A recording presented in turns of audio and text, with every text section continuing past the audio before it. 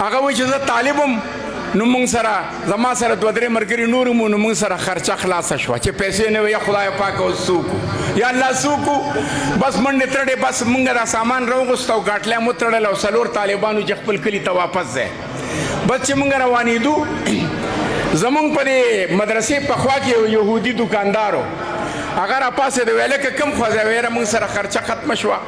او چې خرچه ختمه شوه نو مونږ واپس ځو وی هغه راته ویل چې بهی داسې کار وکړه چې د خرچې د وجې نه مه ځه زه به خرچه کوم ورته ویل چې مړه ته غیر مسلم یې مونږ ستا په پیسو څه کوو رکشه نالو ده نه وی مونږ ورته انکار وکړه هغه راته ویل چې ګوره ستاسو محبوب پیغمبر محمد رسول یهودي و رسول الله په مدینه منوره کې عیسیانو یهودیانو سره معاهدې کړې وې د دین د تقویت دپاره قرض یې ترې اخیستی ما نه امداد نه لی نو قرض والی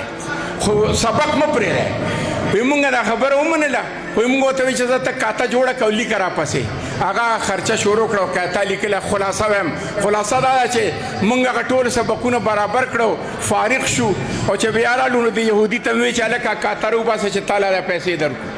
بس چې دا مو ته ووې وی هغه بلش شو ایغ نیغ شو دا سترګې برنده کې وی دا چې کاته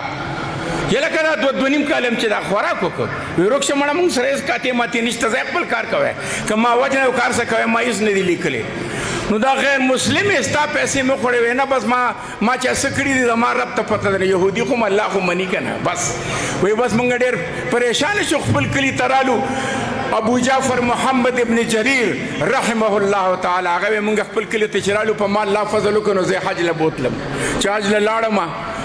او بس وی چې حج له ورسېدم اوس په ړومبنۍ چې دا طواف کې اووه چکر یې تاسو ته پته ده وی یاره یو چکر کې به مې یو کس لیده چې د مقام ابراهیم کې ناست دی هو به هو دا یهودي پچانو چې طواف مې ختم شو نو راله ما ورته تپوس وکړم یاره ته په بصره کې دا پلانکي دوکاندار و د مدرسې په خوا کې هغه ستا رشتهدار دی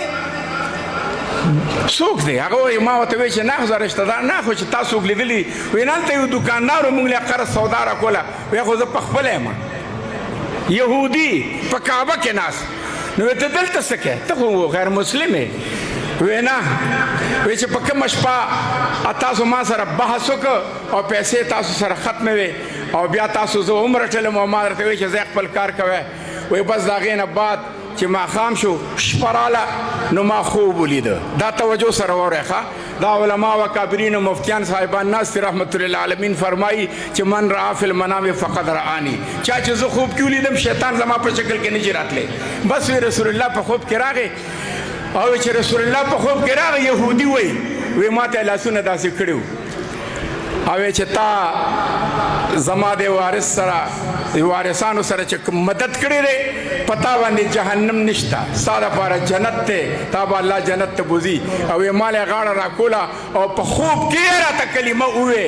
او بس وی چې زه راپاڅېدم نو یې داسې هم چې ډېر زما په دې کور کې یو خوشبو وه یو رڼا وه یو سپین پړق و نو یې زه رالم نو ښځه مې پاسوله چې ښځه مې پاسوله ښځې راته وایي چې د خدای ظالمه داسې خشته خوب مې لیده نو زه دې ولې پاسولم وی ولې وی ما د مسلمانانو هغه پیغمبر په خوب کې ولیده ښځه او یا زما غیرتمند ورونو ابن جریر رحمت الله علیه وایي چې ما دا کسان ولیدل چې ما ته وی داسې شاته وګورو نو د هغه دا پوره خاندان راغلي 14 کسان وو او هغه ټول دې کعبه کې موجود وو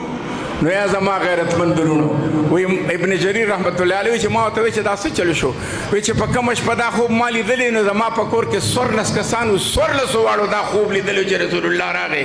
او الله رب العالمین زمونږ دغه چې کومه خواري شوې وه او بیا ستاسو چې کوم استاد او یا هغه وخت کې هغې راته دا کلمه ووې او موږ الحمدلله مسلمانان یو او اوس ما ته د دولت شمار نه دی معلوم چې زه دا پیسې کوم ځای سنبالې کوم